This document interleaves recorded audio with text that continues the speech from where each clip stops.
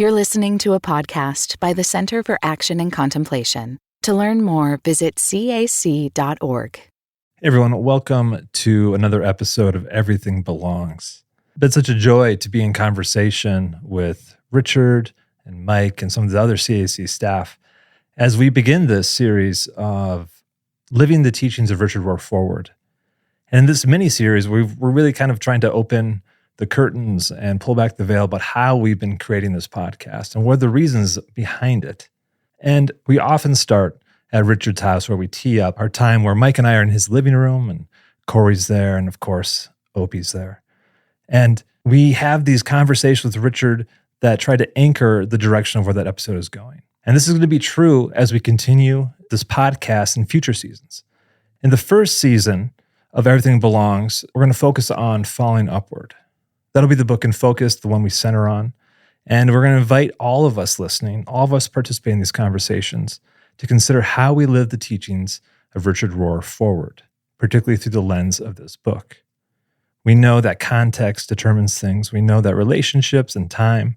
So part of our intention with this podcast is to consider how does this teaching and this work live in our lives, depending on where we are on that journey. So I'm here right now with Corey Wayne and Mike Petro on the CAC campus in our little makeshift studio where we record the voiceovers, where we record conversations like this, and also conversations with our guests. So welcome, fellas. It's great to be in this room with you. Good to be with you. Howdy, howdy. And as we pull back this curtain, Corey, I'd love to kick it off with you first to talk about the production. How did we get to this point in this journey of this podcast, Everything Belongs? How did it start? And what are some of the things that you think would be of interest for those listening of the shape of this program? I think it's important when thinking about this project to remember that we started this back in 2019. At that point in time, we actually thought this show was going to be an archival podcast of Richard's where we would pull stuff from the archive by topic and kind of work in tandem with the daily meditations. That was the original thought process. And then as we moved through the pandemic, we entered 2021. We started this founder transition project because Richard was moving from the center to the circumference of the organization, so to speak. And so we started refining programs and projects. And then along the way, this show always continually was being developed in what I lovingly refer to as your and I's R&D lab.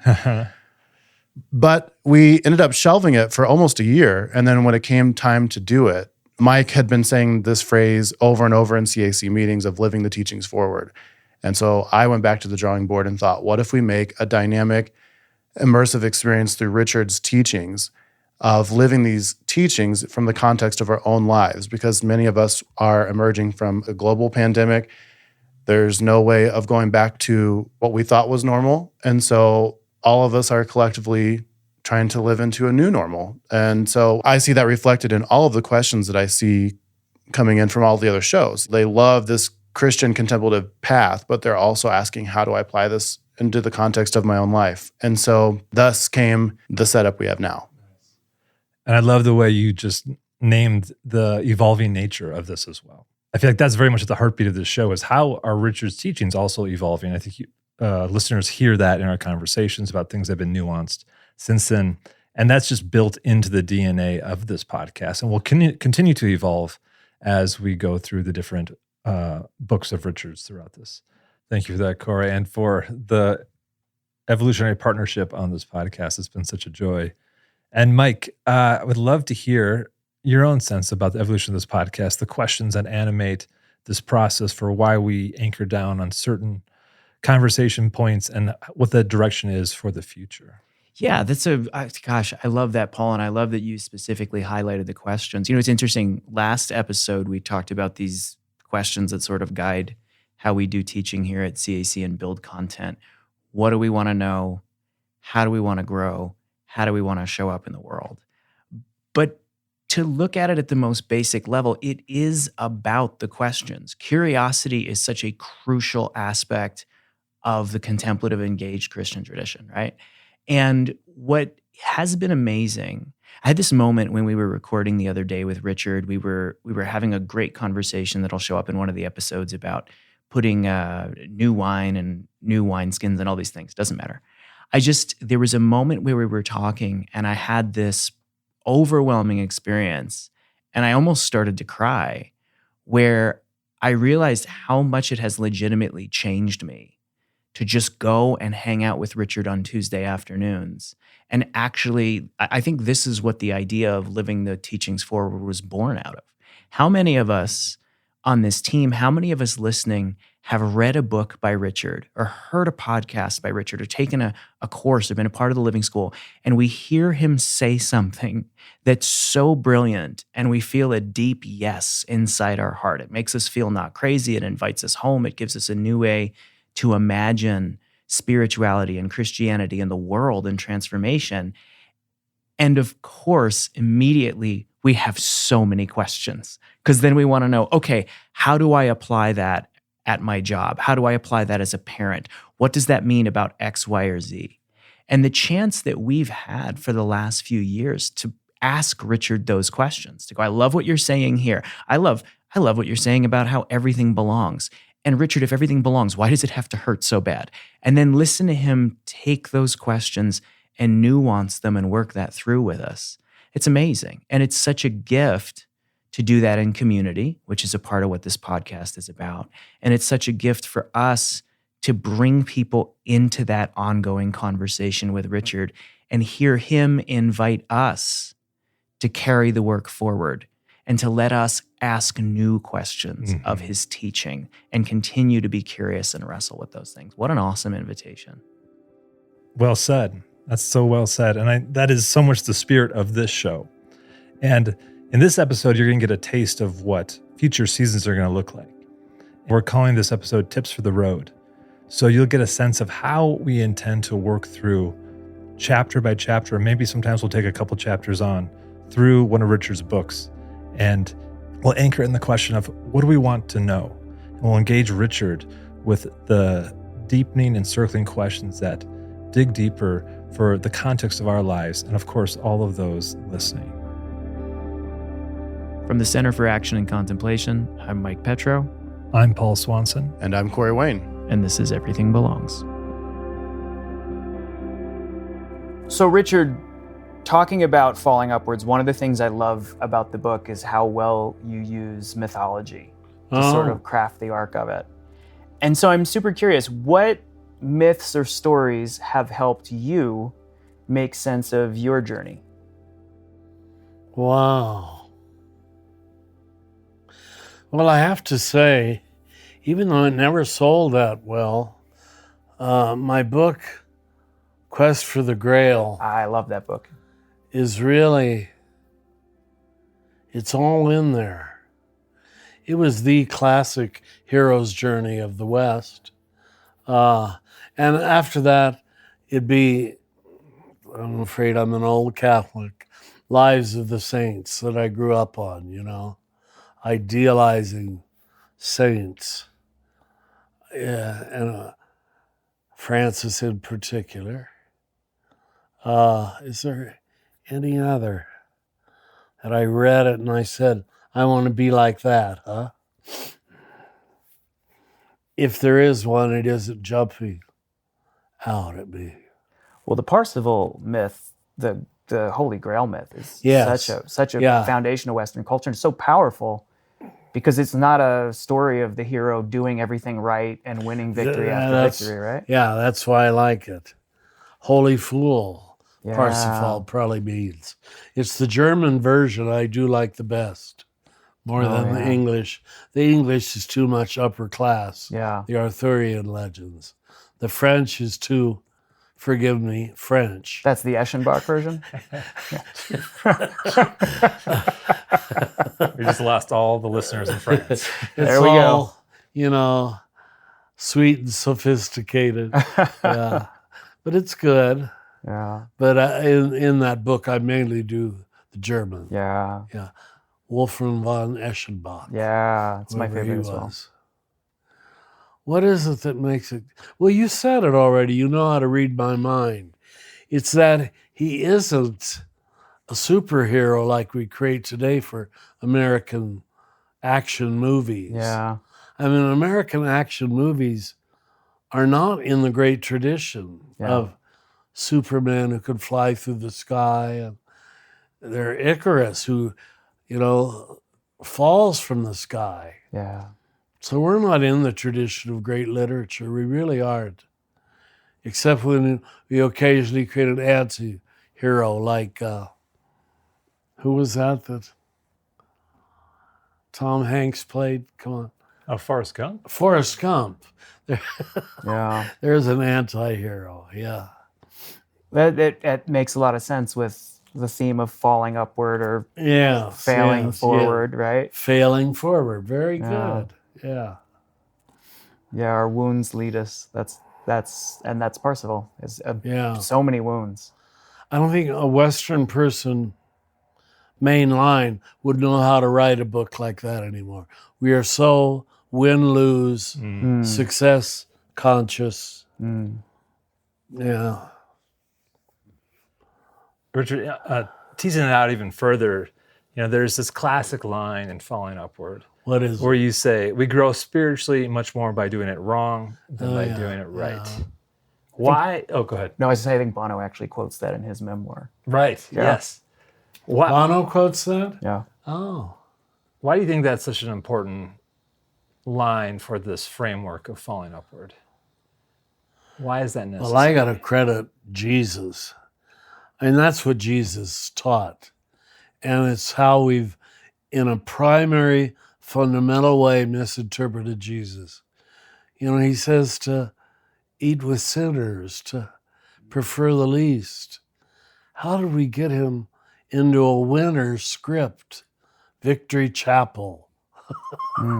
Come on. I know there's a correct way to understand victory, but it's not that way of succeeding.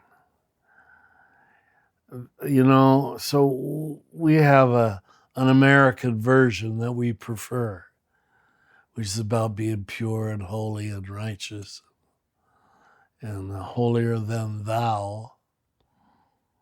And we miss all the social sins. It's all private purity codes. I don't drink, I don't gamble, I don't dance, so I'm pure. How did we do that? There is no evidence, none, in Jesus. And you just have to say, well, I believe Jesus was the first non-dual teacher of the West. And the West just doesn't understand paradoxical thinking. It doesn't even like it. Yeah. Yeah. One thing I appreciate what you saying about Jesus modeling that is that there never seems or appears to be this grand strategy of in Jesus. Here's the success that this will look like of seven virtues of someone who follows me, but it's the embracing of the journey itself and true. The totality of life. Yes. And that's why he's always saying, follow me, come and see. There's not if you do this, then this will happen. Yeah. He doesn't praise a list of virtues that are all, puritanical. America is still puritanical. It really is. That religion is about being pure in a, diet way, a workout way. Saying that to 3 men in good shape, I'm embarrassed.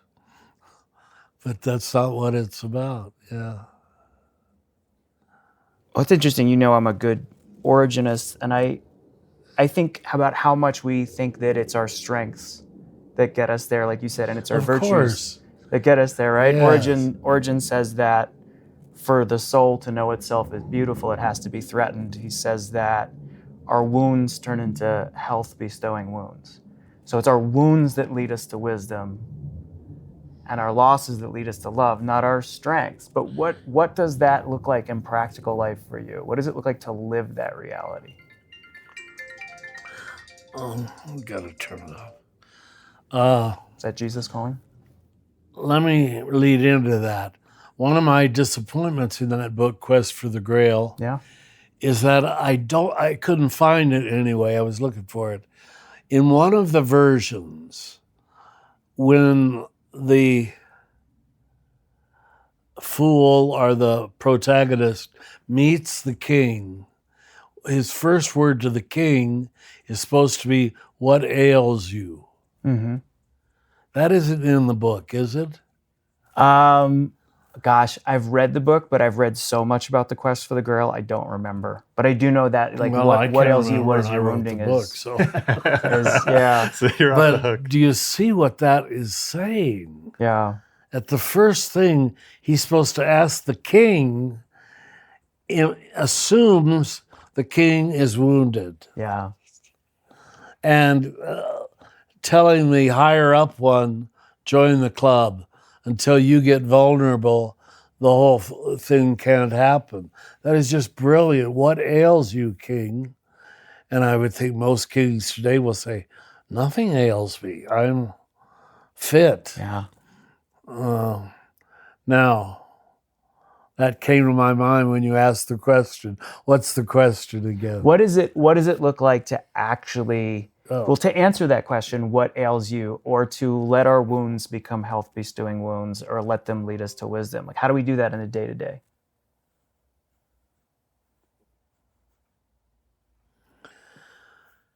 You have to suffer the daily humiliations that are being given to you all the time. And you don't resist them, don't fight them, don't oppose them, don't disagree with them. Agree with them, not in a self-defeating way, but just yep, I'm a little shit, that's okay. Then you're free, you know?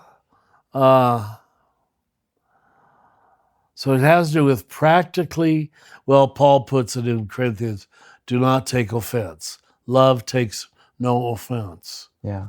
You've heard me say this before, but for years I really watched when I'm offended because the staff doesn't respect me like you two. Yeah. Yeah, sorry about that. Yeah.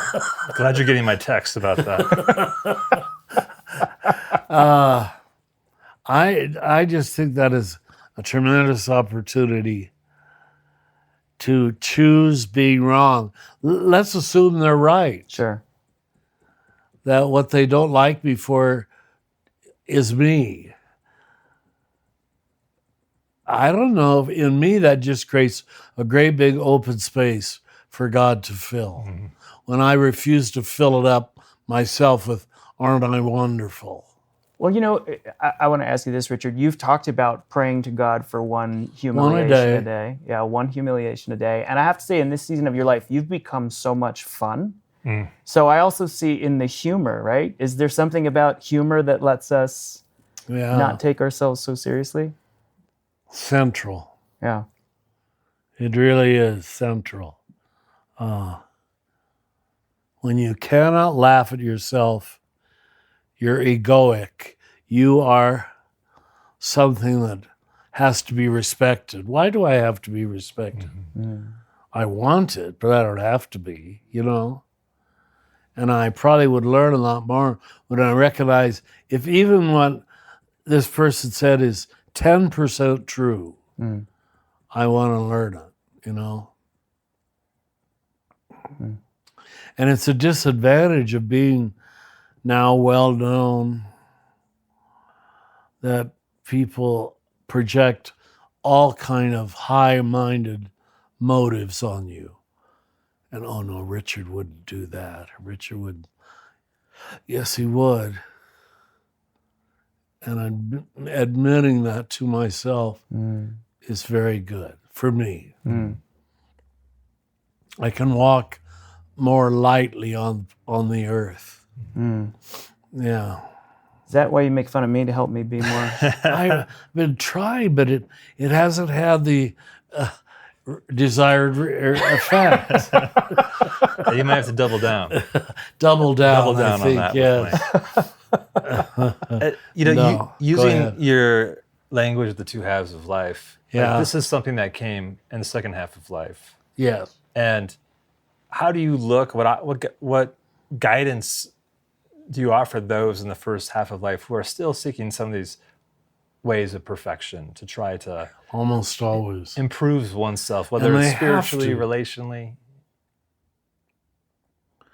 See, if you're not trying real hard to be a hero, I'd be disappointed in you.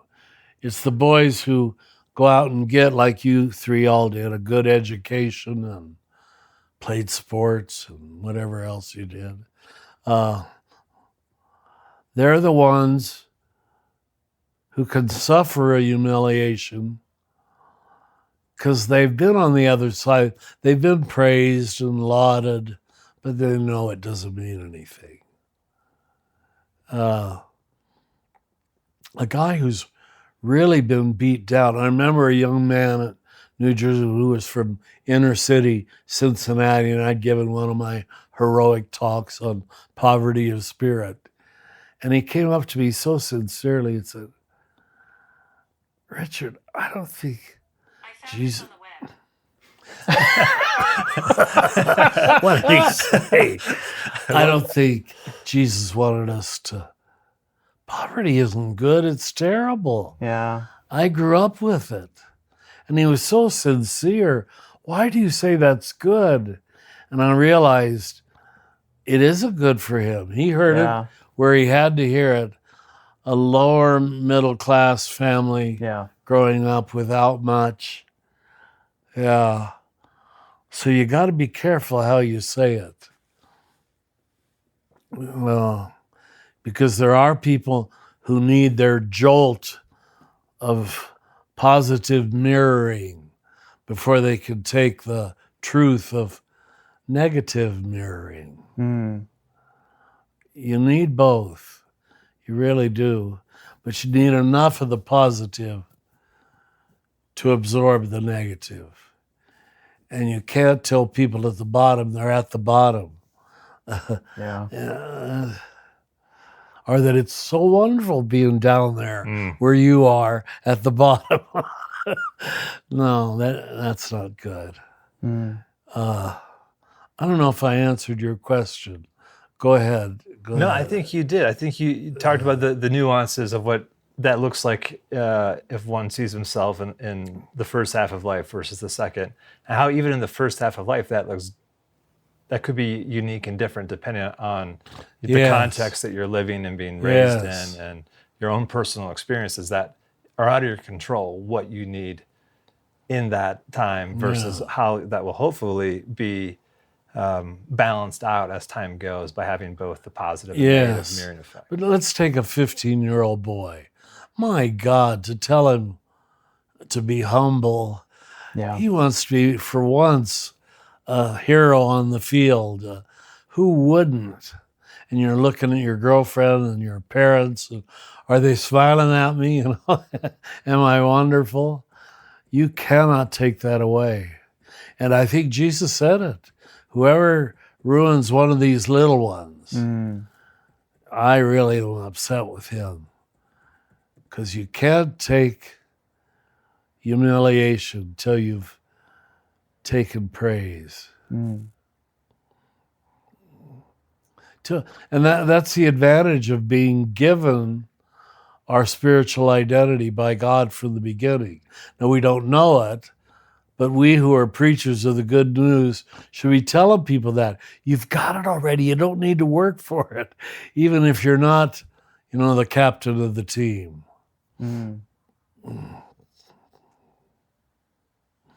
One member of the staff, you'll figure out who it is, but he's beautifully spiritual. But I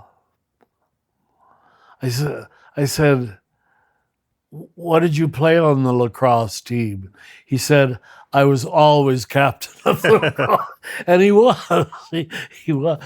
But a boy needs that to be captain of the lacrosse team. And then now I can make fun of him and he doesn't mind it at all.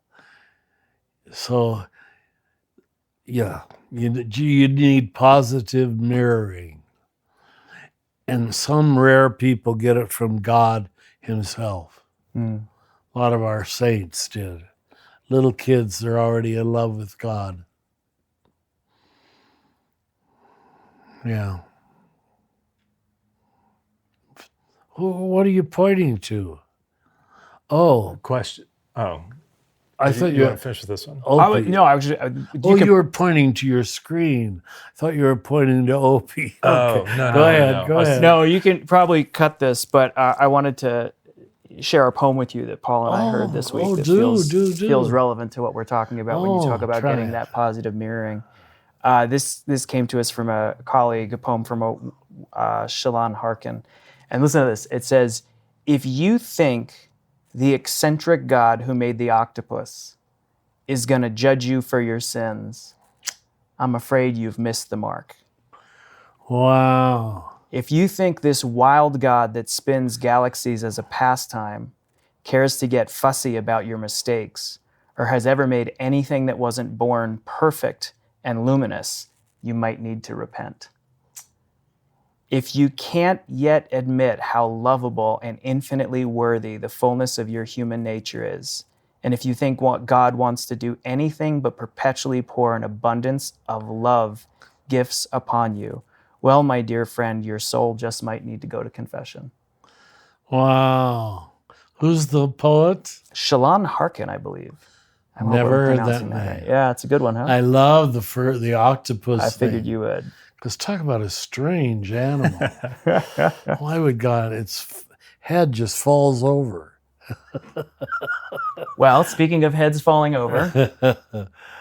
So, Richard, we've just about come to the end of our conversation. And so to bring it all home, a very appropriate question. You're talking about mythology and the Parsifal myth and all these things. When I think about Nostos Pothos, the myth of homecoming seems to be the foundation of so many of these stories, right? We're longing to return to a home that we've never found, and yet we are always searching for.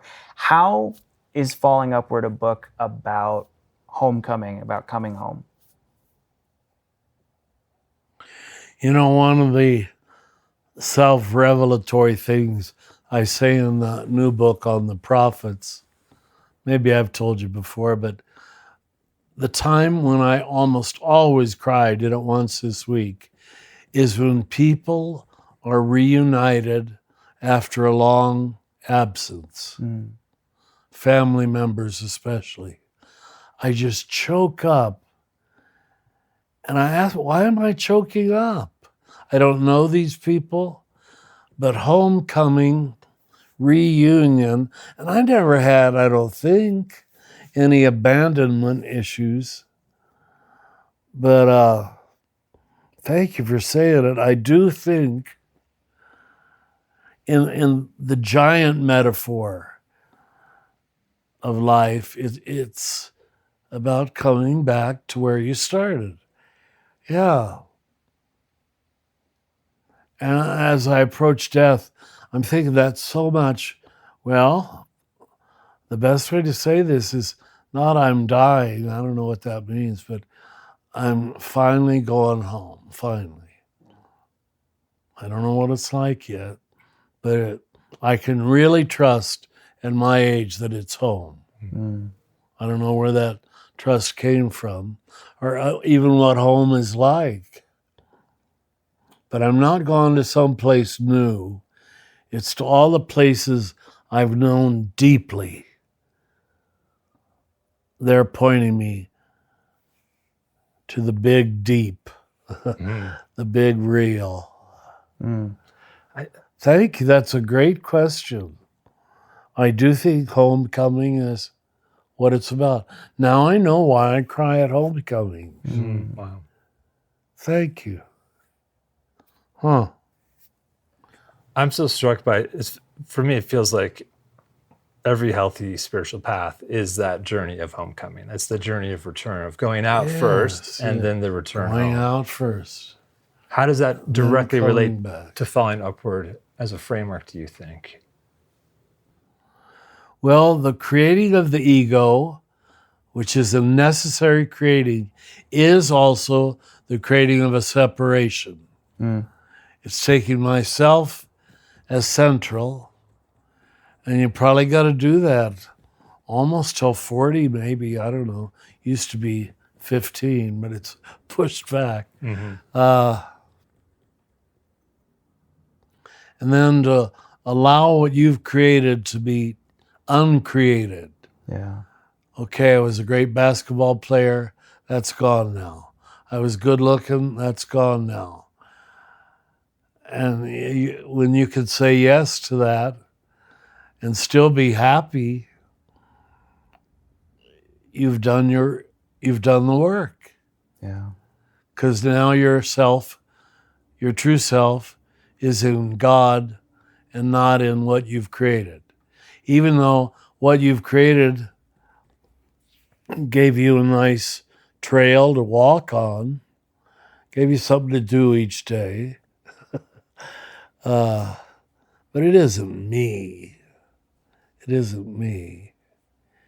It's just what was the phrase we used to use? It's just my job description, no. Vocation? What did Bill Plotkin use? Why? He had a good phrase. I'll think of it later. Persona? Darn, it's gone. I love this idea, though, what you're saying of coming home to God, coming home to the true self, what you said earlier, coming back to places that you already knew, knowing them differently. It reminds me of that great line from T.S. Eliot, right? We shall not cease from exploration. Oh, perfect. Go ahead. Yes. We shall not cease from exploration. At the end of all our exploring will be to arrive where we started and know the place for the first time. That's beautiful. He was a true contemplative. Yeah. In all his poems, you see it. But thank you, Richard. We really appreciate your time. You're welcome. On this theme of the introduction. Everything Belongs will continue in a moment.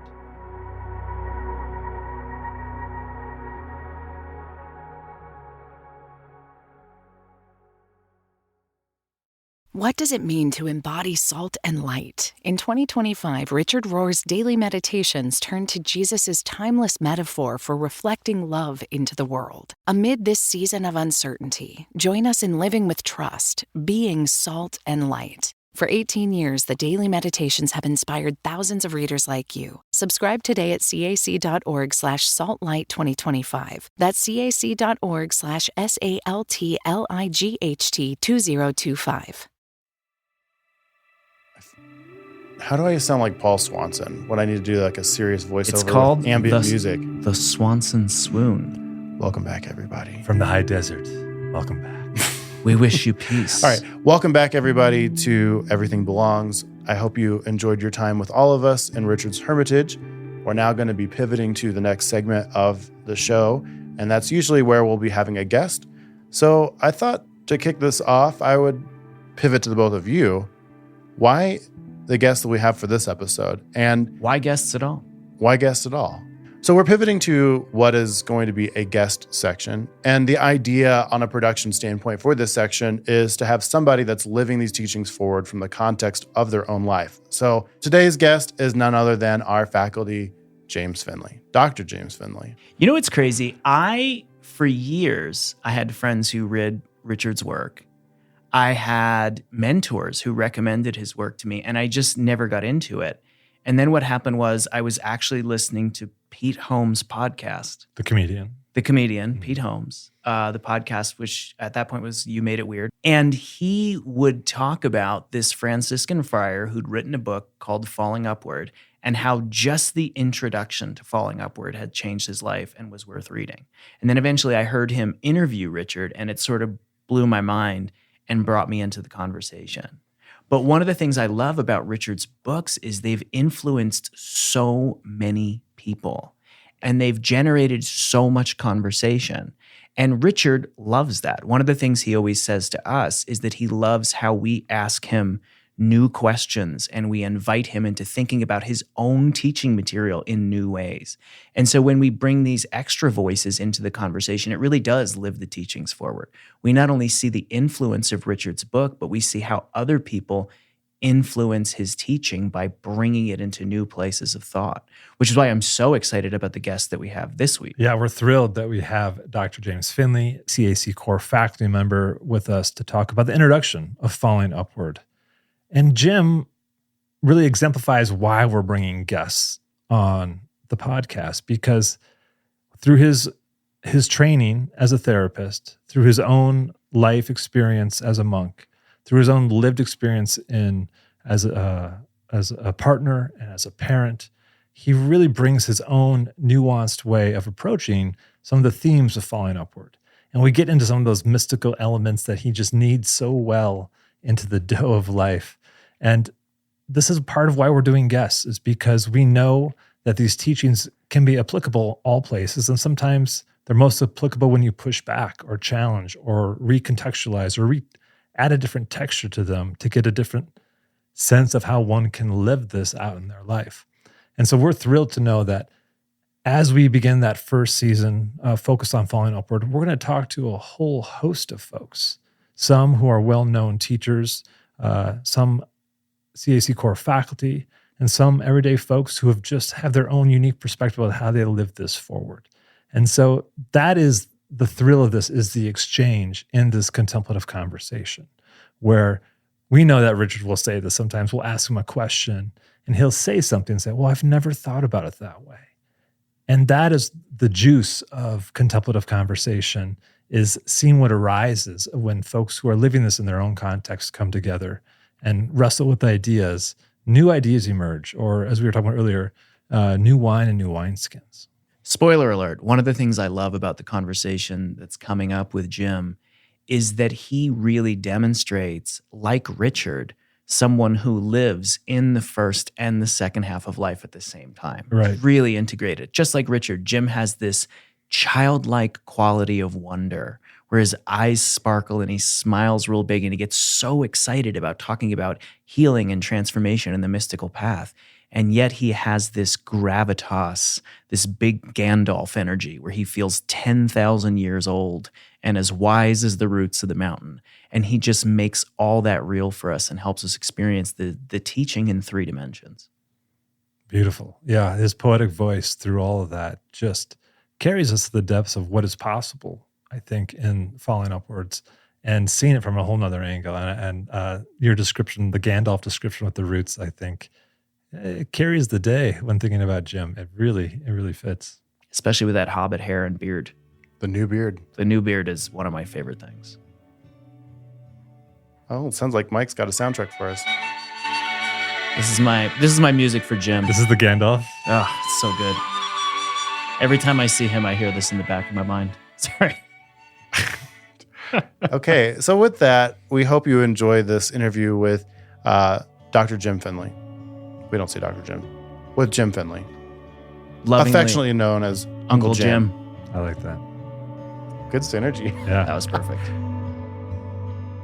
Jim, welcome. We are so happy to have you be a part of this conversation on Richard's book, Falling Upward. And I love the unique perspective that you bring to this theme, this idea of the 2 halves of life. I'm wondering if you wouldn't mind just sharing how you bring your own mystical sensibilities and contemplative perspective to how you look at the themes of Falling Upward, of the 2 halves of life. Yes. Yeah, my sense is this. First of all, it's typical of Richard. It's so insightful to help us be more conscious of the transformational shift that happens between the first and second half.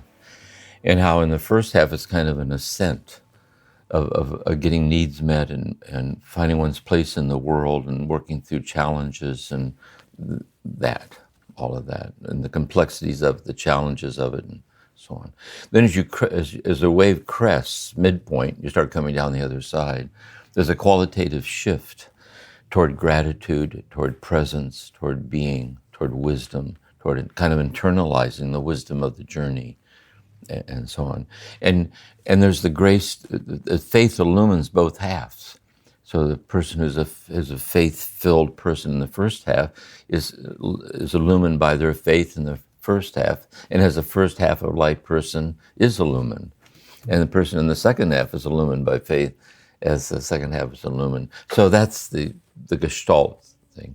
My sense is this, and it helped me to put this together in the next issue of Wanting on my take on it. And I'll show the opening scene first, and we'll dialogue a bit about it.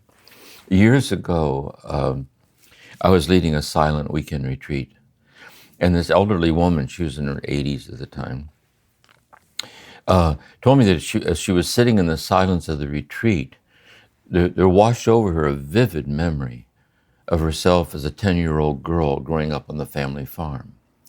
And she said that in this memory, she went out in this one summer afternoon into the orchard of the farm. And she lay down in the tall grass of the orchard, looking at the clouds go by slowly overhead. And she said the memory was, and this is why she wanted to tell me this. She said as she was lying there in the tall grass of the orchard, it became very vivid to her in a way she can't explain, that she was lying there in God. Is the experience like that? So I started exploring that. And my thought is this, is the first insight I would have, that she was a 10-year-old girl, first half of life, but in the moment the awakening event of lying there in God was actually occurring, she wasn't in time. She wasn't young. She was in eternity. And in that moment then, we'll be looking at this closer and closer as we go through these reflections here together, is kind of tasting the upwelling of the eternality of God, manifesting itself incarnate in and as the passage of time. It's the upwelling of the depth dimension that never passes away, ribbon through all that is perpetually passing away, intimately realized. And so when the moment passed, she doesn't remember what she did next. Like if she ran in to tell her parents, and we would hope that they'd be supportive of that. Maybe she didn't say a word. Sometimes children have these experiences, they don't say anything, they don't know what the words are for it. And so then the fact that in her 80s, what happens though, with some people, it plants a seed of longing to follow that path. And the very fact she was drawn in her 80s to come to a silent retreat suggests that awakening led her on that path, which is what led her to the retreat. So while she was sitting there in the silence of the retreat, where this memory washed over her, in the moment that it was washing over her, she wasn't old. She wasn't in time. She wasn't in the second half. She was in eternity. She was in the eternality of the vertical depth dimension of the divine, washing up through and giving itself in a moment of time, the passageless passage of time this way.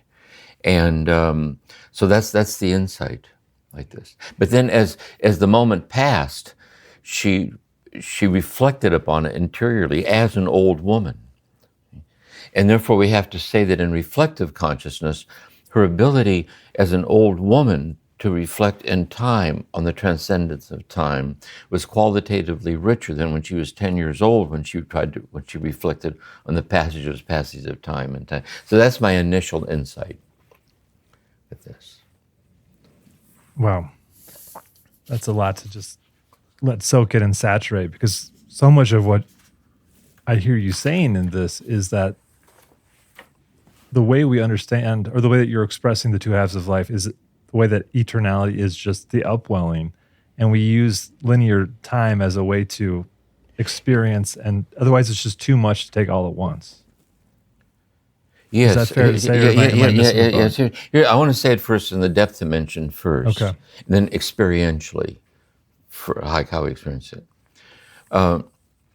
One insight is, I think there's a book, Très Montant, on a study of Hebrew thought.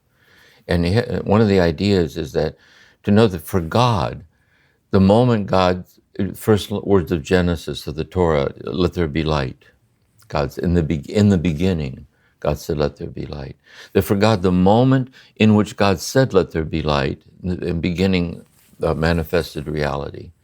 And the moment that we're in right now having this conversation, for God, it's the same moment, because that's eternity. It's a non-sequential plenitude this way. And so the non-sequential plenitude of eternality is welling up and giving itself incarnate in and as now. So we notice that it's always now. It's always now. I mean, even now it's now. But in time, our temporal self, we have a memory, a past. It's not spontaneous. It's not a, it unfolds through time. And over time, which is a contemplative depth dimension, there's a sensitivity to the eternality of the passage of time passing away. And this is why I think, too, is the symbolism of Jesus rising and ascending into heaven with his wounds. So it's the eternality of suffering in glory, conquered by love this way. And so as we go through day by day, we have our daily schedule, we're in time. But we can be sensitized to this and sense that this fleeting moment, watering the house plants, whatever, is forever.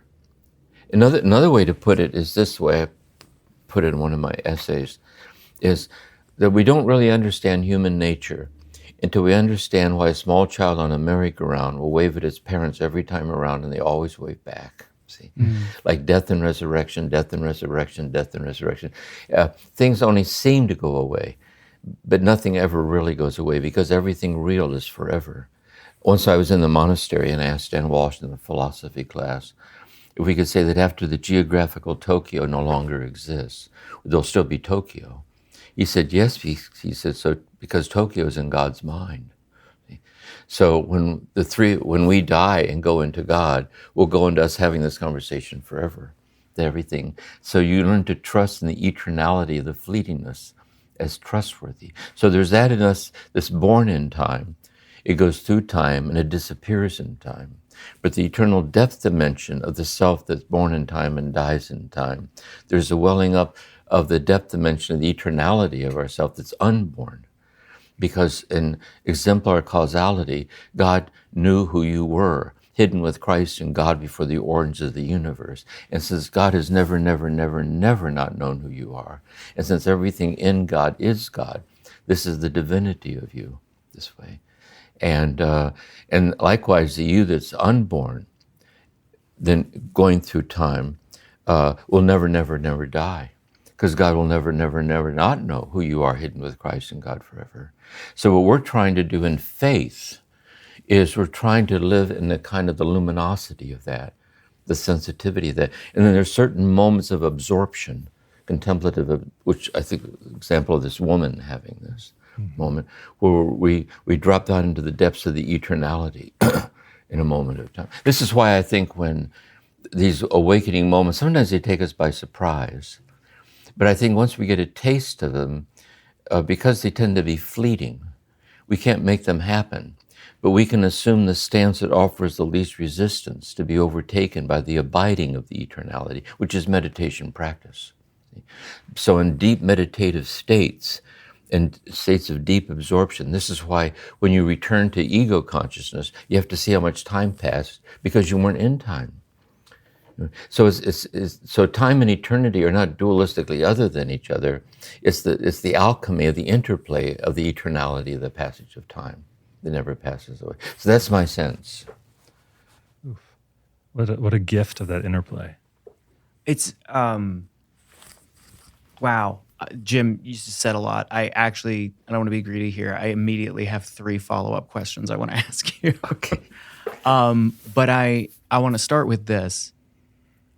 We typically think of, when we talk about the 2 halves of life, as sort of, and everything I have to say comes down to this. We think of the 2 halves of life as, we go through the first half of life, maybe we build a container, things happen.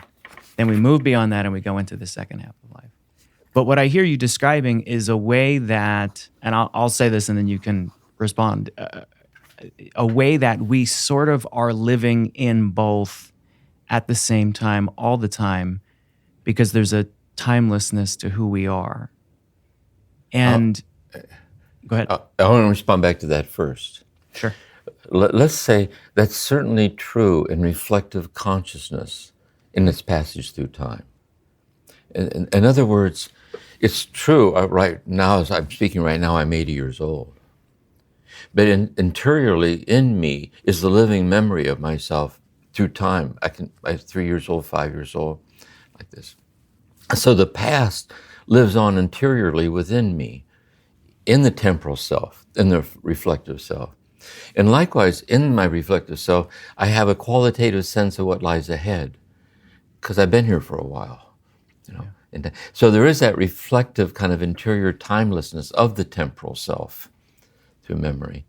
But we're alluding to at a more interior level than that is the eternality of God. The trans-temporality of the eternality, like that, which is when we're in a deep contemplative state, we drop into the consciousness of that, which is always there.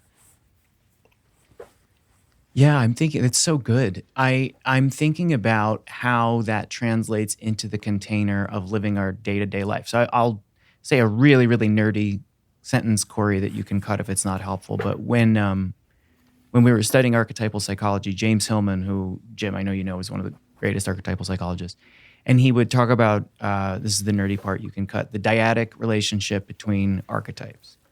And he said that we talk about things like the puer, the experience of the eternal youth, like that sort of idea of the person who's always young. And then we talk about the senex, the experience of the old man, or even the person who's an old soul, right? People talk about how sometimes some of their kids, you're like, gosh, they just feel like such an old soul. And the insight that Hillman gave is that these two things are very often connected. We, a lot of us, if we really get in touch with our depth, experience ourselves as children and as old before our time at the same time. And then we have to sort of live that reality. And I feel like, Jim, a lot of our listeners and a lot of the readers of Falling Upward were drawn to that book because in some way it explained something they experienced, moving from one half of life to another, having an existential crisis, whatever. But I feel like there's a lot of folks who feel a little bit like they're in the second half of life when chronologically they should be in the first half. Or chronologically, they're in the second half of life, but they have this childlike wonder that kind of brings it all together. So I don't know if this question makes sense, but what I'm asking you is, coming from the place of that eternality, when we then turn to live our ordinary life of chores and dishes and parenting and jobs, or retirement and relationship and life's transitions, how do we live both of those at the same time? Like, how do we be the child and the wise person as much as we're able? First, I should ask, does that question make sense? No, it does. Okay.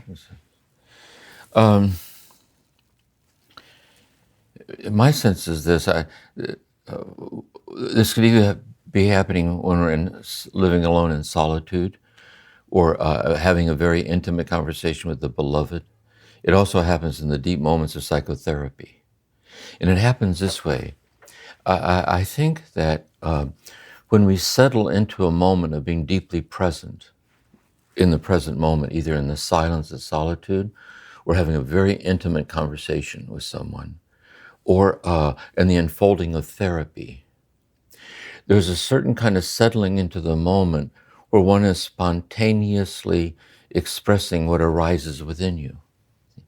And what arises within you might make you laugh. It might be very childlike. What arises within you might be the sadness. What arises within you is the weight of the accumulation of time. But the point is, you're being real.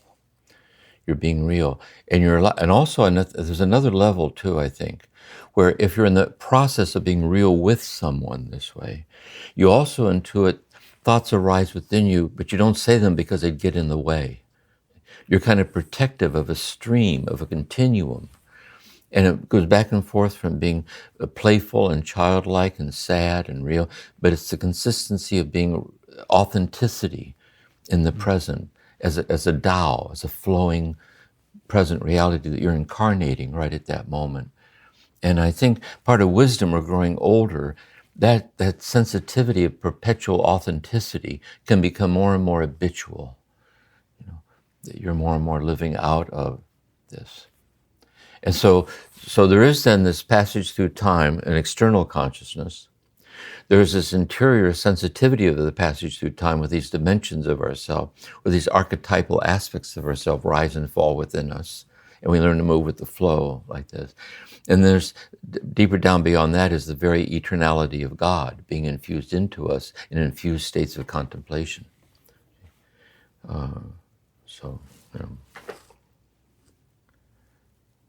That's great. That was incredible. Yeah, something to look forward to. Yeah. What's your next follow-up question, Mike? Oh my gosh, I don't want to be greedy. Okay, the next follow-up question. But you're being authentically greedy, Mike. See? Oh, Yes. that's great. That's great. I'm doing it on purpose. You're modeling for all of us. Oh my gosh. Yeah, amazing. How to be contemplatively greedy. Exactly.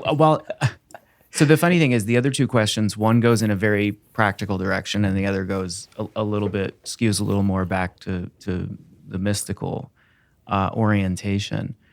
But if we were to go super practical first, Jim, one of the things that I have really appreciated about reading your memoir and getting to have conversations with you is that you have consistently reminded me, I'm going to find my notes here.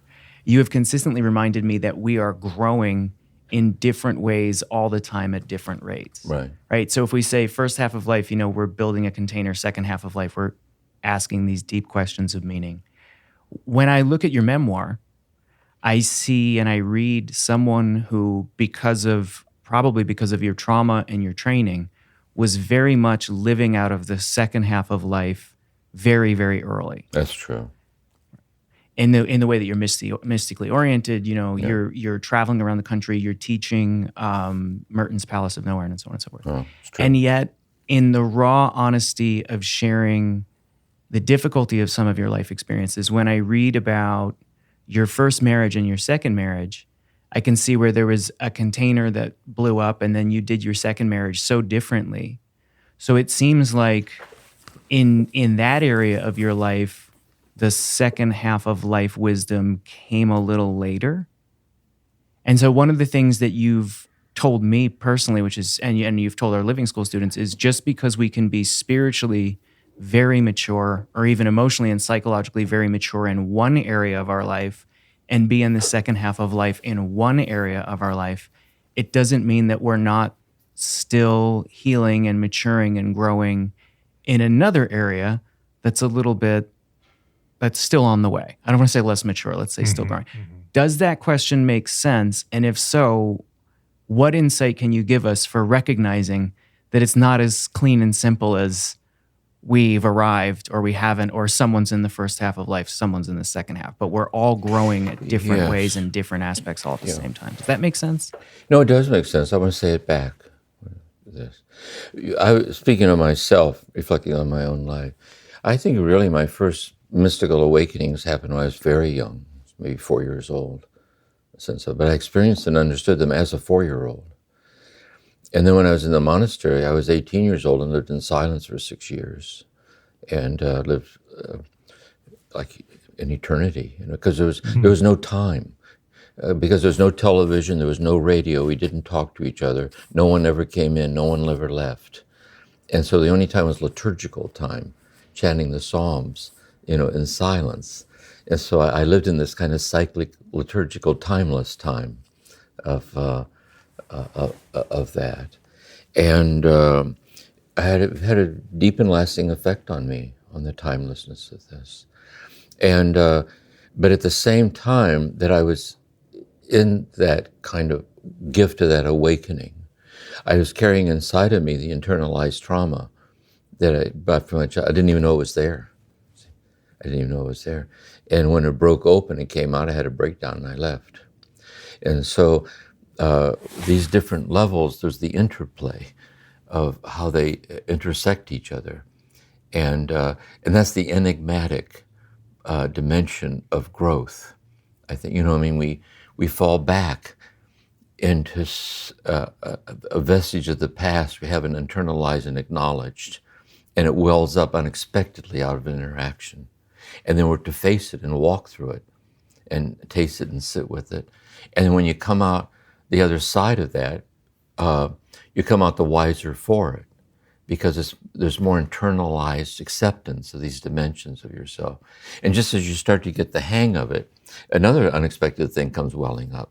And you go, and then pretty soon you learn to understand how this works, and you start expecting the unexpected nature of everything, and you no longer expect anything. See? And there's a way of coming to that kind of timelessness in time, I think, which I think takes time. That's great. The timelessness in time takes time. Yeah, but I want to say this too. I want to say this so important, because this is the mystical part. The mystical part is let's say we're talking about layers of experiential knowledge for ourselves as we go through time in the light of eternity. There's a certain point in the spiritual life, in meditation and prayer and life, where consciousness, we still can use the word consciousness, but it's no longer our consciousness. It's God's consciousness of God being passively infused into us in a profound and obscure way, none distinct, where we and God mutually disappear as other than each other. And we no longer identify with the self that passes through time, but rather we identify with God identified with us eternally forever. And that's the mystical dimension. But that mystical, timeless dimension is lived out in time. So you're in time, but you're not subject to time. So you're in time, there's a sense of the eternality of every moment. And that's why you're always looking for the authentic encounter with somebody, see, which is mercy or like, how can I be helpful? You're always, and you try to meet them in such a way that they experience something of the eternality of the moment that you're together, like this, where the vertical depth dimension wells up out of so you meet each other horizontally in time, but you meet in such a way that you taste something within yourself of God that's incarnate in the encounter in time, see? Which makes the moment memorable, like that, I think. And you meet that moment without expectation. Yeah, that's right. You've kind of led up to that. You meet that moment with the expectation. And so there is this authentic upwelling of momentary mysticism that you hope to permeate throughout the days and saturation of your life. Yeah, yes, I'd put it this way. You learn to live without identifying with all your ongoing expectations, because you always have expectations, but you know they're expectations. Yeah. And you know that some of them will fall away, there's nothing to it. Likewise, some of them will happen, but notice when the expectation happens, what actually happens, it isn't what you expected it to be. It's never what you thought it would be on your way there, like this.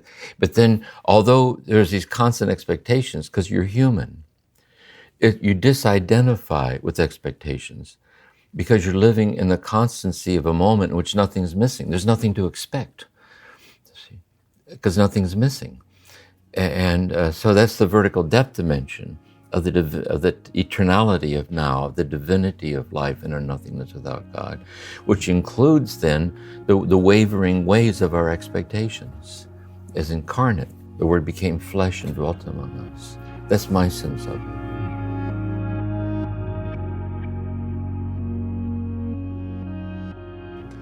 This reminds me of something, a phrase that you use, and I think about it often with chronological time in the two halves of life, but I think it pairs well with what you've shared so far, and that phrase is the divinity of diminishment. Yeah. And I think folks, as they age in chronological time, there is this diminishment that happens physically, emotionally, and this could happen at any stage of life, of course.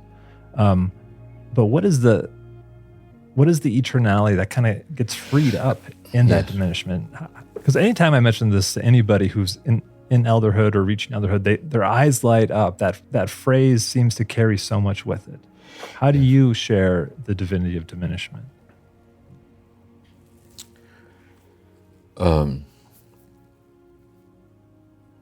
Here's one way I put it that I use. I use the image of a mother holding her newborn infant. And as she holds her infant and gazes into its unknowing eyes, she's just struck by how limited the infant is. the essence of limit. Can't sit up, can't walk, can't talk, can't help with the chores, can't roll over by itself. It's the essence of limit. But the image I use, infants have this clasping reflex. Say, but with the strength with which the infant clasps her extended little finger, I say like a king or queen holding a scepter, it all but carries her heart away. And she knows that if she were to die in the act of saving the life of this infant, she would die in the truth, which is the limitless nature of limits. The next point is that this infant in this moment reveals her to herself that she's even capable of that realization. See? And she also knows the same is true of her. There is a limitless nature of her limits, but it's buried under the identifying with all of her limits and all of her attainments, but buried underneath it all, like that. But through a life of silence or a life of love or a life of surrender, the glow of that can shine through. So then I say, years later, imagine that infant grows up, and the infant goes into their own autonomous adulthood. They go through life, whatever it is. And imagine that the child, as an adult, stays close to the mother. They have this and they're both grateful for it over time. And finally, at long last, the mother who held that infant is in a nursing home in hospice. And the child that she held is sitting next to her, and the chair pulled up next to her bed. And the adult child, who's now middle-aged, older, is so aware of how limited the mother is. She can't see, she can't talk. She might not even remember anymore who the child is. But with the imperial strength with which the dying mother holds the adult child's extended little finger like a king or queen holding a scepter, it all but carries a person's heart away. And when you look, Elizabeth Kubler-Ross in the stages of dying, denial, bargaining, death, so on, what acceptance is, I think. Acceptance is freedom from the tyranny of death in the midst of death. And when you look into the face of the dying loved one, you know it's the gate of heaven. And so what we're trying to do is why wait till the 11th hour to live that way? See, how can I learn to live in the limitless nature of my limits, in the timeless nature of time? See, and like the eternality, the falling away, freedom from the tyranny of time in the midst of time, as a way to be radically present in the eternality of time. So anyway, so what happens is, yes, the divinity of diminishment, the dying person is a person's dying. It's the essence of diminishment. But in the dying of the diminishment is the divinity of the person becomes incandescent. So it just shines out this way. And then that dying loved one reveals us to ourselves.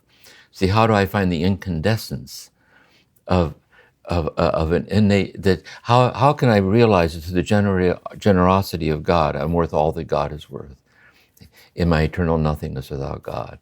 And how is it even now shining out like this? And how can I free myself from what hinders me from seeing that and living by it? So we can't attain it because it's already infinitely there, but we can't lose it either. So if we're even capable of attaining or losing it, it's infinitely less than what we're talking about, because we can't attain or lose the generosity of God being poured out as this conversation. But we're talking about, how do I get a taste of it? And then through a life of meditation and prayer, how do I habituate a sensitivity to this and learn to walk with it this way?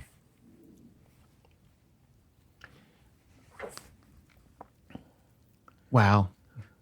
It's interesting. I'm thinking about, Jim, we had a conversation earlier with Richard about falling upward, and one of the things that came up in the conversation, we were thinking about that great line from T.S. Eliot, which I know you know, we shall not cease from exploration, and at the end of all our exploring will be, I'm just going to do that again. We shall not cease from exploration, and the end of all our exploring will be to arrive where we started and know the place for the first time. And so I'm thinking about going home, right? Or the idea of homecoming, that there's this calling to a home that maybe we've never known. We could get nerdy and talk about the Nostos and the Pothos in Greek mythology, or how the Odyssey plays such a big role in Richard's book. But really, I think my question for you is, how do you think Falling Upward is really a story about homecoming? And do you think there is something to the fact that myth and mystery and mysticism all meet in this longing of our heart for a home that it both remembers but maybe doesn't fully know yet? Yeah, exactly. Yeah. Here's the way it came to me when I was writing the memoir, poetically, is that if we take the moment we emerged onto the earthly plane, as we showed up in the world. And how I put it is that when we're born onto the earthly plane, God exhales the infinity of God onto the earthly plane as us, see, in our passage through time from birth to death. So inhale, exhale, exhale, inhale, like this. And at the end, so our first act on when we're born, the moment was we let out this big scream. We swing us up by our ankles and we take a deep breath. And the last thing we do on earth is we exhale and we don't inhale. See? So we inhale, exhale, exhale. And at the very end we exhale but don't inhale. But instead of looking at it as a linear line, like back here was my birth, ahead of me is my death, that it forms a circle. And so what I see at 80 years old, what goes around comes around. And so the moment of my going to exhale and won't inhale, I'm looking at it now. It's like right up ahead of me. And so there's two touch each other. There's a certain moment where they meet and the circle completes itself. But really, deeper down, is that moment where the beginning and the end, all of this, is actually the divine timeless center of every moment of time all the way around the circle. It's just that in the centrifugal force of life's demands, we spin out and away from experiential groundedness and the oneness that's eternally there, like this. And so it isn't just that the circle completes itself and the moment of birth and death is one, but the moment completes itself in a life filled with deep love, like radically surrendered over to love or to solitude or silence or service or the acceptance of suffering. And therefore you're always at home. You're always at home because although you see you waver this way and that, the infinite presence of God is an unwavering presence that permeates your wavering ways. And that habituated sensitivity to the unwavering presence that's incarnate in and as your wavering ways is a kind of a contemplative wisdom. Like this. That's the way I experience it for me. That's so helpful. That's so helpful, Jim, to that imagery too of that full circle, that return back to that first breath and kind of the mystical interpretation that one can be drawn to this of going through that circle of the journey. Yeah, and I think something else too, when we talk like this kind of language, when we hear it, we intuit that it's not nonsense to us, but it's not explainable either. So when we hear it, it bears witness to what the heart knows is true.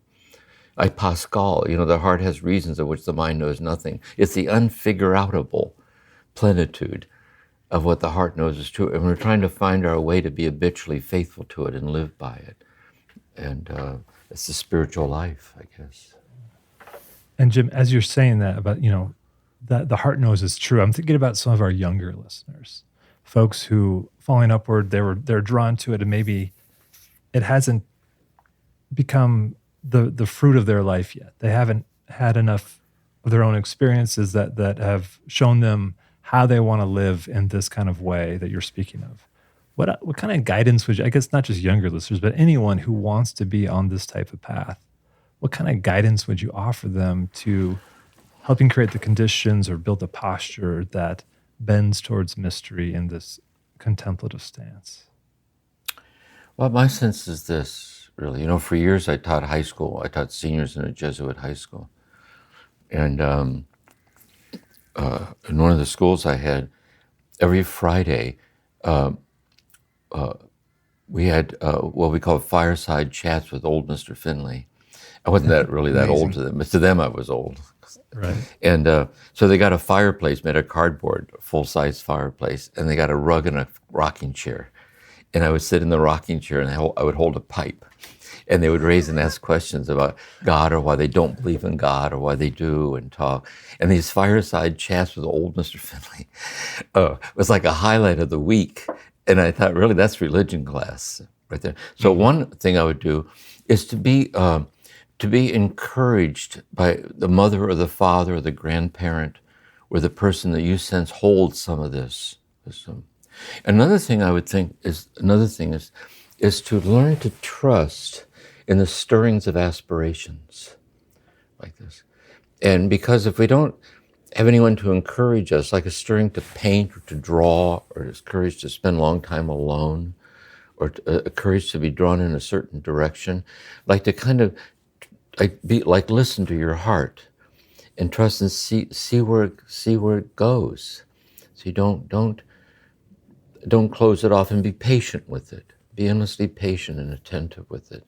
And also, I think to trust, for young people to learn to trust a growing capacity, like the felt sense of something ringing true, even though you can't explain it, or the felt sense of something, this doesn't sit right, but I don't know why.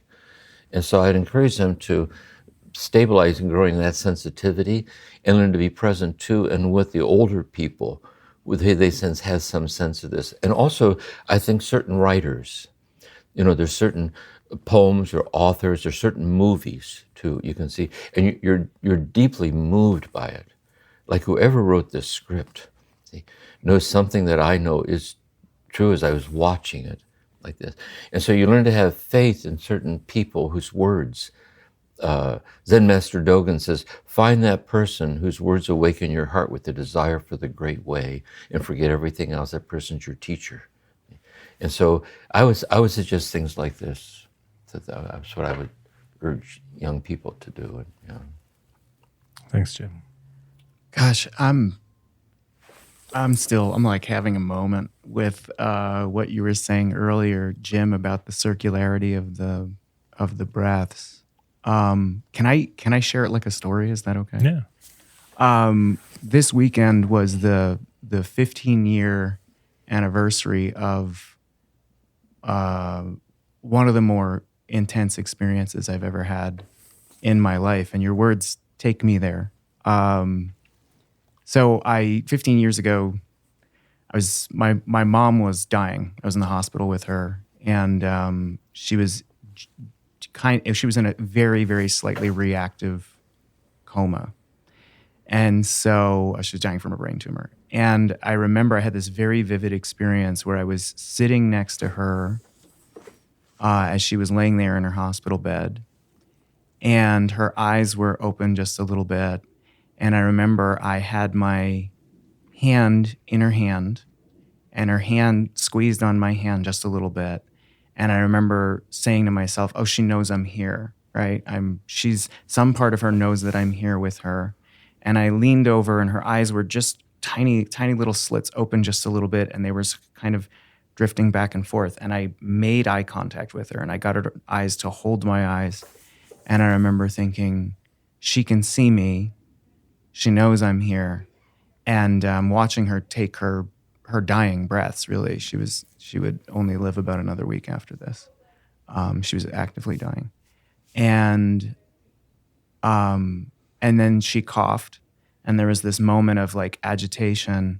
And I remember a nurse like leaned over to make sure she was okay.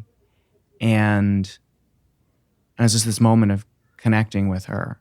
And at exactly that moment, my sister tapped me on the shoulder, and she'd gotten a phone call. So I kissed my mom goodbye. We jumped in a car. We drove across town to another hospital and went into this other hospital. And there was my niece who had just been born. And her father, my brother, had died 5 months previous. Mm. And so I lost my brother, losing my mom. There's my brand new niece.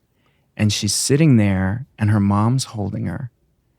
And I put my finger into her hand, and her tiny little hand like gripped my finger really tight.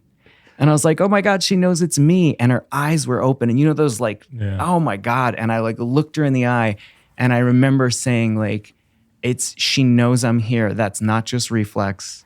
Same thing I'd said with my mom. That's not just reflex. She knows I'm here. She knows I'm here and I love her and I'm here for her. And then she gave like a tiny little cough or a tiny little sneeze. And there was a nurse right there, and the nurse leaned over to make sure she was okay. The exact same way the nurse in the other hospital had leaned over to make sure my mom was okay.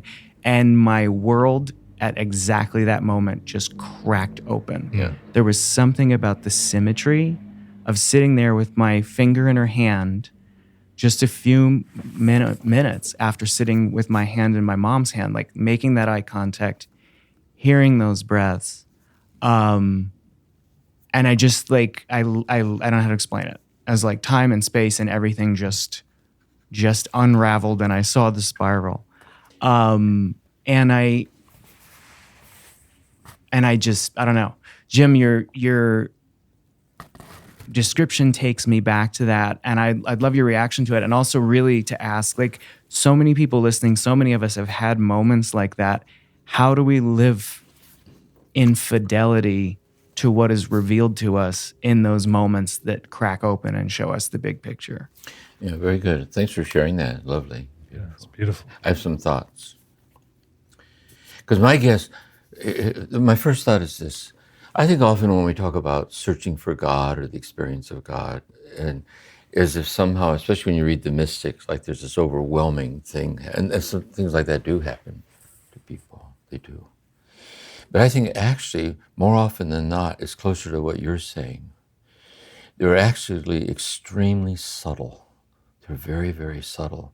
And what we're really doing, when moments like this happen, the grace of the moment calibrates our heart to a fine enough scale that we tune into this divinity that's always there, like this. And so that's the first thing, I think. And therefore, we know what matters is, it's like Thomas Merton used to say, there are certain things in life that we simply have to accept as true or we go crazy inside. And they're the very things we can't explain to anybody, including ourselves. Dan Walsh used to say in the philosophy classes, I know it, I know it, I know that I know it. The trouble is it's I who know that I know it. And when I try to tell you what I know that I know, I don't know what to say. I can't explain it because I can't even explain it to myself. It's the intimate, is being intimately accessed by the unexplainable that I know is true. So the first thing is a kind of a faith in it, not to play the cynic. See?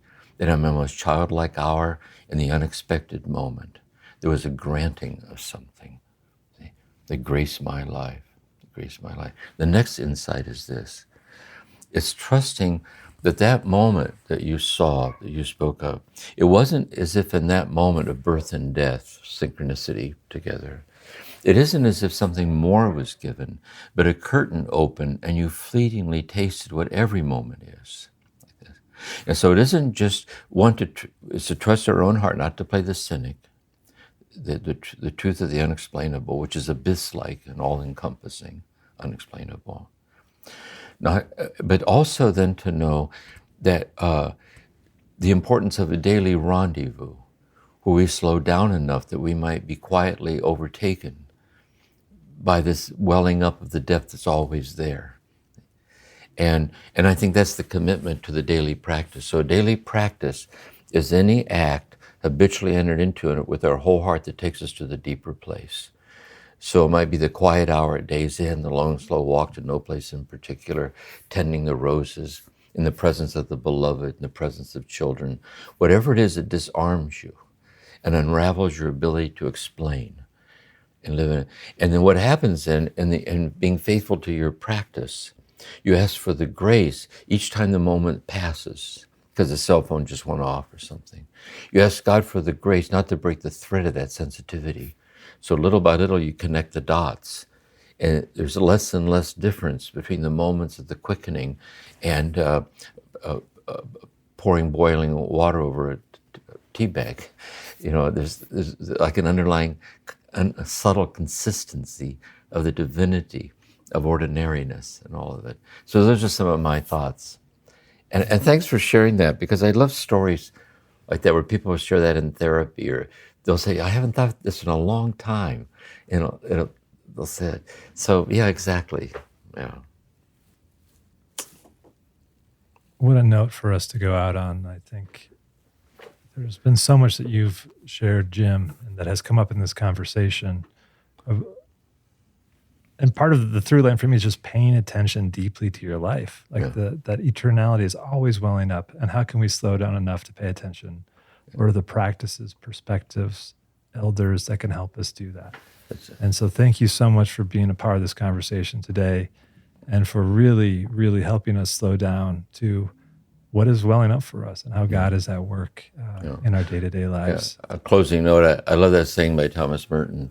When it comes to these matters, to understand is to just accept the fact that you're infinitely understood. See? And we rest in that. See? And it gives itself to us. So yeah, this was a grace, this conversation. So I'm glad this happened. Thank you.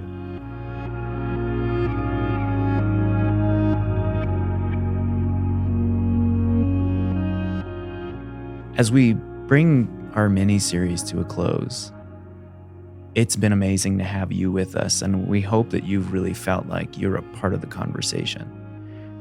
We've talked so much about the importance of questions and the gift it is to get to interact with Richard's teaching and ask questions. And so as we send you into a break for the holidays, we thought what might be interesting is for all of us to stay in the conversation together as we share with you the questions that we're going to be sitting with. This section of the show is designed to invite all of us to carry the conversation on between episodes by giving us contemplative prompts and questions to carry into our own deep heart and into dialogue with each other. Listening to Jim and Richard talk about falling upward and the wisdom of the two halves of life and seeing how they've integrated it, it just invites me to reflect on where I experience childlike wonder in my own life the way they do. Where there's invitations for me to see the magic and the mystery in the ordinary life right in front of me. But it also invites me to wonder and compassionately notice where there are immature places in my own life, where I'm still maybe stuck in the first half of life and I have an invitation to grow up a little bit. And yet at the same time, I can ask myself where parts of me are really demonstrating the wisdom of the second half of life, where there's a little bit of me that has the sages of the ages speaking out, guiding me, grounding me. And with Richard and Jim, asking how I can integrate all of that, to hold that childlike wonder with an awareness of all my invitations to grow and mature and playfully recognize my areas of sort of lack. Yeah, I love those invitations to growth. You offer such tender questions that I think get to the heart of that conversation that we just heard, both first with Richard and then with Jim, and how we can take these teachings, respond with questions like this to try to live them, our responses to those questions in our daily life. And that is so much of how we're going to conclude these episodes, is by acknowledging the questions or the practices or the prompts that might lead us further in to how we can live this. Because it does take mirroring back, self-examination, community practice to allow the discovery of some of our growing edges and also some of our own wisdom within. But to just hold all of that gently. I love the way that Jim talks about, creating the conditions of least resistance. And I think that's how we're going to try to end these episodes, is with some sort of contemplative prompt that creates those conditions of least resistance to put all of us in that mode of deepening how we live these teachings forward. If we think it's an inch deep or 12 feet deep or 1,000 feet deep, different things will hit us at different parts of our life. So the invitation there is so rich as we look to questions like this to wrap up our conversations. That's amazing. So as we send folks into the holidays with an invitation to pick up Falling Upward yet again, let's revisit those questions that we started out with. So we leave you with these 4 questions, which will be in the show notes, and you can come back later and drop into your journal. But right now, we invite you to just take a moment to get quiet and let these questions drop into your heart. Wherever you are, and of course, if you're driving, please do this in a way that's not dangerous for anyone else. First, we invite you to find your feet. Let them ground you deeply and give you an experience of support. From there, we encourage you to find your seat. Once again, feel yourself planted. Wherever you are, find your heartbeat.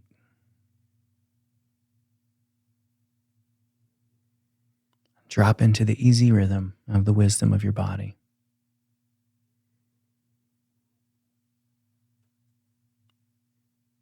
And as you feel your heart beating,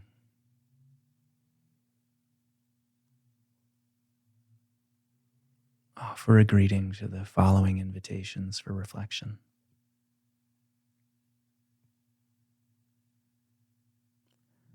First, ask yourself, where do I experience the best of the first half of life wisdom? Where am I meeting the world with childlike wonder and celebration, seeing the magic and the mystery in all the beautiful, ordinary happenings of every moment of every day? And how can I lean more into that childlike celebration?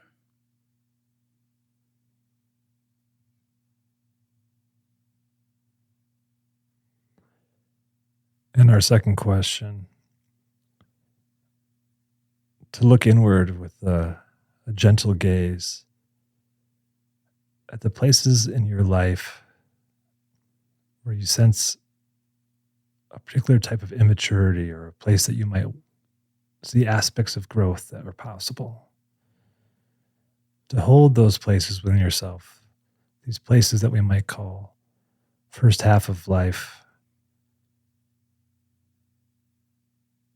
How do you see opportunities for growth? To welcome the wisdom of the teachings of the Spirit, falling upward, of yourself and your community, calling you to lean in to what we might call second half of life wisdom.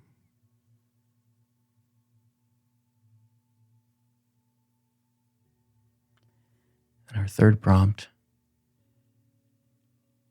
is that even as you compassionately see that there are inevitably some areas of your life that are immature or still need a little bit of growing up, we invite you to recognize the other areas where you experience deep second half of life wisdom,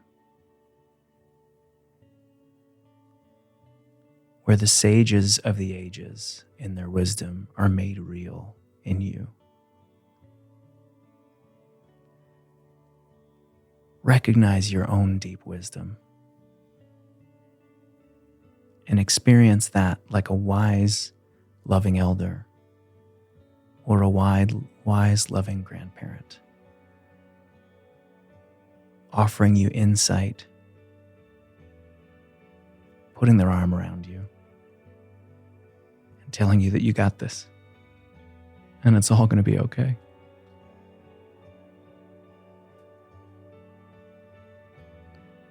And our fourth question,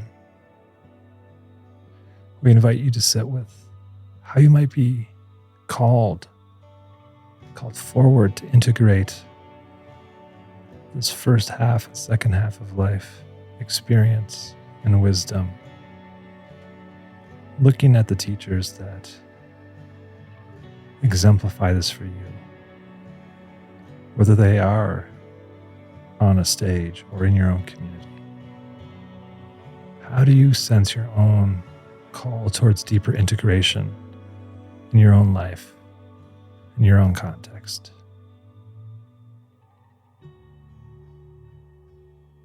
We're so excited for you to join us in this contemplative conversation in the coming weeks and months as you reflect, and in the coming seasons as we explore Richard's works together.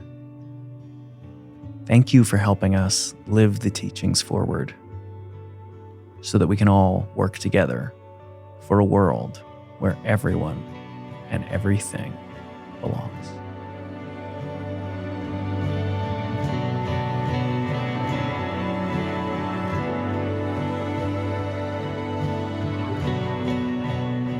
Thanks for listening to this podcast by the Center for Action and Contemplation, an educational nonprofit that introduces seekers to the contemplative Christian path of transformation.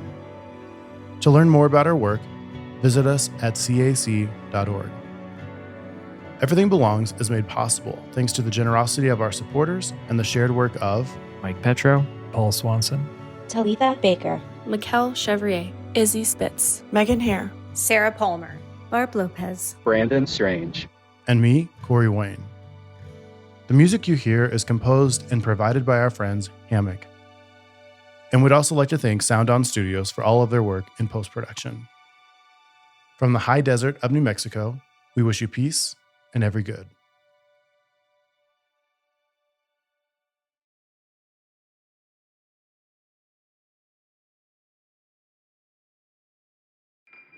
Do you feel called to walk a more contemplative path?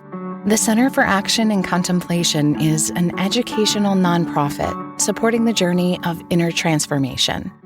Our programs and resources will help grow your consciousness, deepen your prayer practice, and strengthen your compassionate engagement with the world. Learn more about our resources, such as publications, podcasts, email series, and events at www.cac.org.